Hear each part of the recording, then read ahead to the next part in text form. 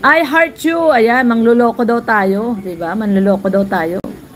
Diba? Ayan.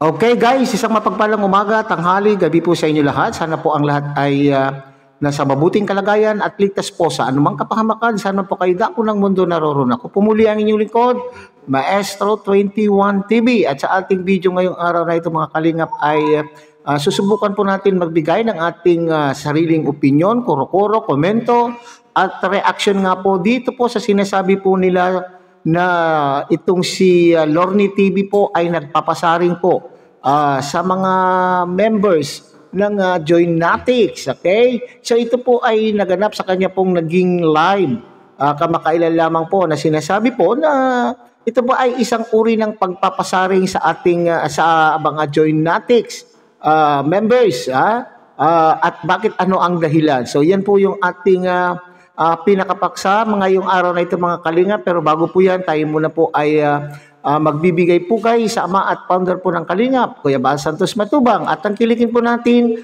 Ate Edna Vlog, Kalingap Rob, Kalingap Rob, at siyempre kung bago lang po kayong dating, bagong silip lang po kayo sa ating munting channel, sana po ay inyo rin pong tangkilikin sa pamamagitan po ng pagbibigay niyo po ng like, share, and subscribe.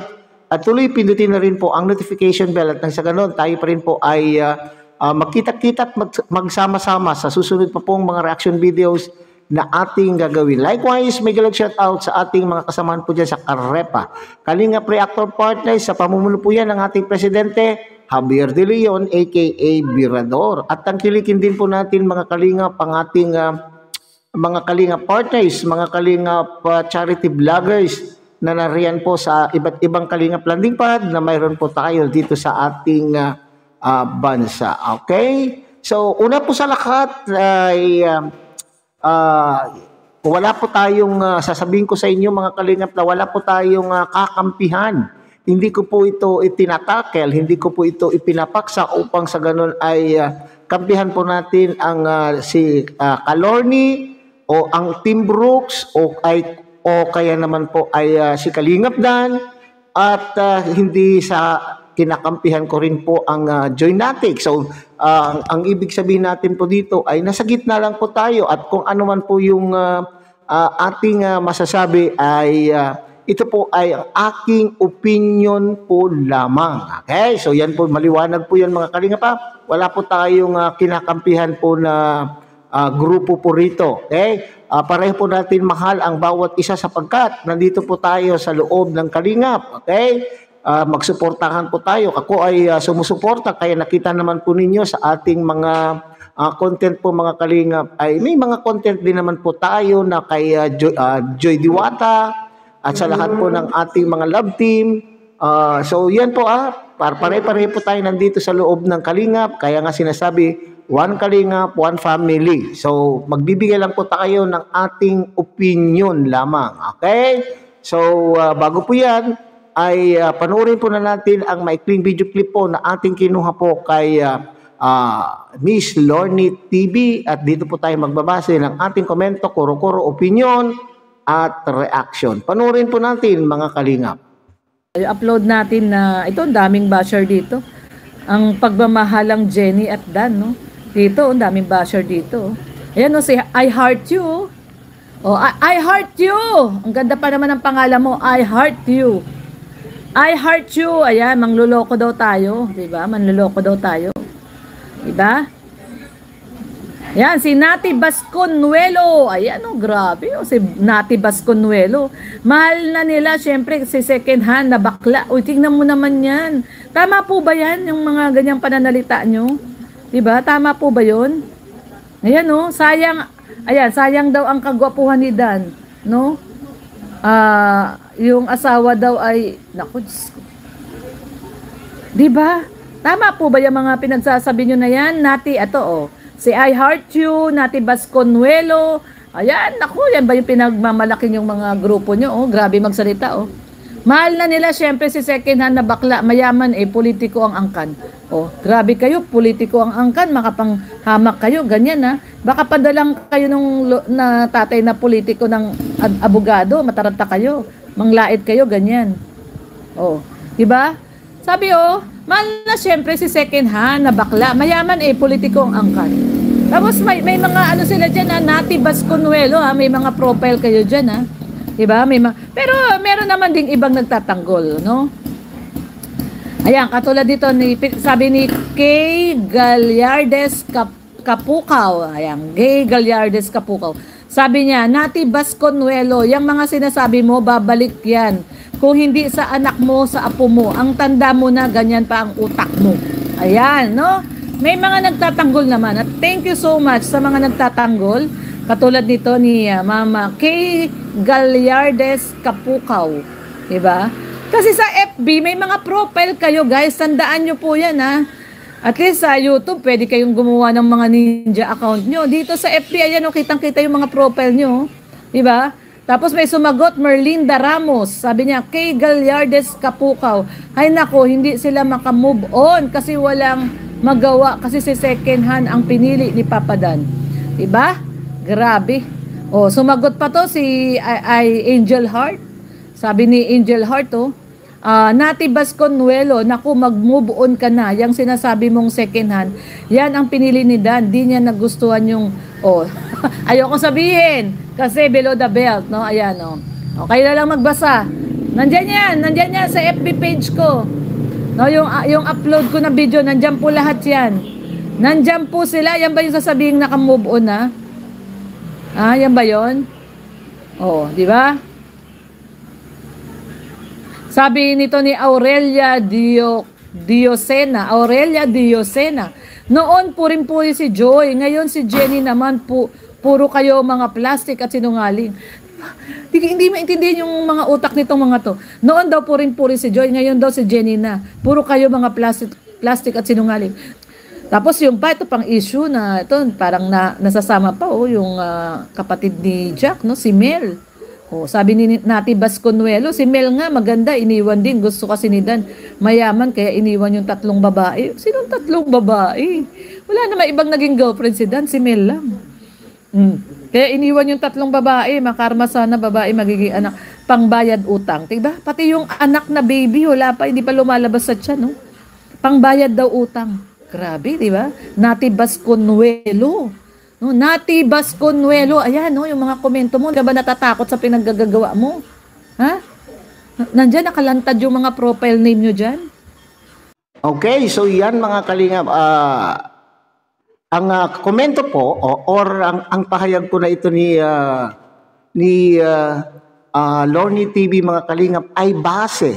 Okay, base po sa mga komento na kanya pong binasa po sa kanya pong upload daw po sa kanyang Facebook page. Okay, ito ay bunsod ng isa rin pong komento mula po sa kanyang live na nagtatanong na baka may tinatanong po siya na nagko-content na isang reactor na bakit daw po ang parating ikino-content ay itong si Miss Jenny Oco. Okay? Na hindi pa po minsan daw tinatawag sa kanyang pangalan, kundi ang tawag na lamang po daw sa kanya ay buntis. Okay? So, dito, kung ating pong pagbabasihan po yung mga komento, mga kalingap yung mga komento, kung ako ang inyo pong tatanungin, ay medyo sobra naman po na yata, medyo sumobra na po yata ang mga komento po. Okay, dito po sa sinasabi po ni Miss Lorny TV. Okay, sabihin po natin nagpasaring pero alam po naman natin na ang kanya pong tinutukoy po diyan ay yung grupo ng Joynatics. Kaya nga 'di ba may nabanggit po diyan, sinasabi po niya ay ito ba ang ipinagmamalaki po ninyong grupo? So tingnan po ninyo yung komentong yan mga kalingap, Kung sumusobra po tayo, maski sabihin po natin na itong mga members ay napakabait. Ang alam po natin, ang mga members po ng Joynatics ay nakapokus po doon sa pagtulong po kay Miss Joy Diwata. Pero kung may mga members po tayo na ganito naman pong magkomento, sobra sa pagkukomento ay madadawit o nadadamay ang mga iba pong iba pa pong mga members na gusto na po yung katahimikan. So, ibig sabihin, itong mga nagkokomento ng mga ganito, na patuloy na nagkokomento ng mga ganito, ay ito siguro mga kalingap ng mga Joynatics or mga Joy Diwata supporters or may mga Danjoy supporters nung araw na hindi pa po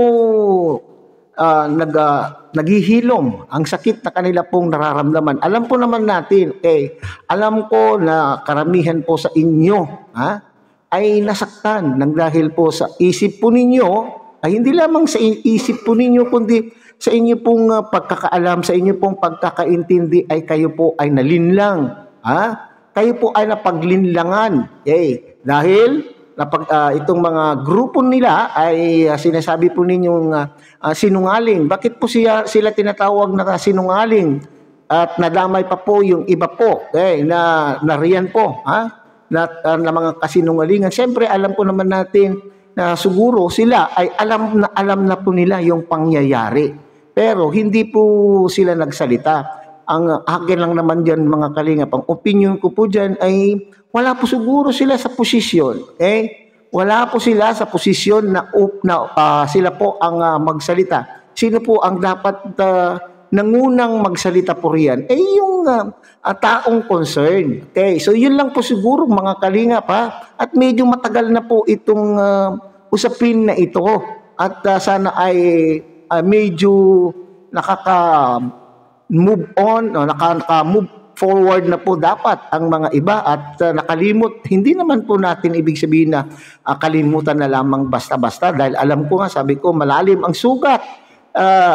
Naalala ko tuloy, kaya nga sinasabi, maalala ko tuloy yung malutong na ating napakinggan na sinasabi na sineryoso kasi yung love team.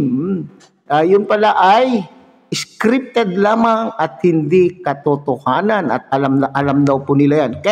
Ipagpatuloy ko nga mga kalingap yung sinasabi kong sino po ba ang dapat na unang nagsalita at nagkusa.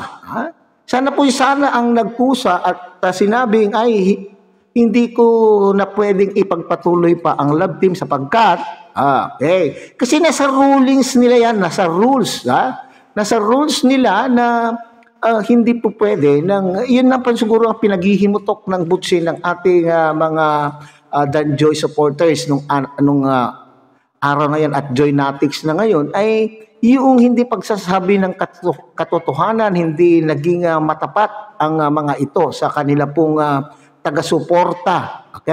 Kasi ay alam po, sinasabi na kapag mayroon na po mayroon na pong commitment ang isang anong tawag diyan? Ang tawag diyan? Ang isang lalaki, leading man. Kapag may commitment na dapat hindi na ipinapares.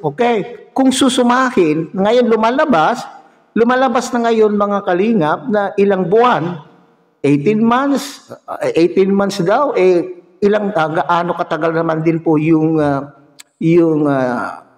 Danjoy, yung love team. Gaano katagal ba yung Danjoy? Di ba para bagang mas nauna pa po yung pakikipagrelasyon or ibig sabihin ba nauna ba ang Danjoy love team kaysa doon sa pakikipagrelasyon po ng leading man? So siguro yun po yung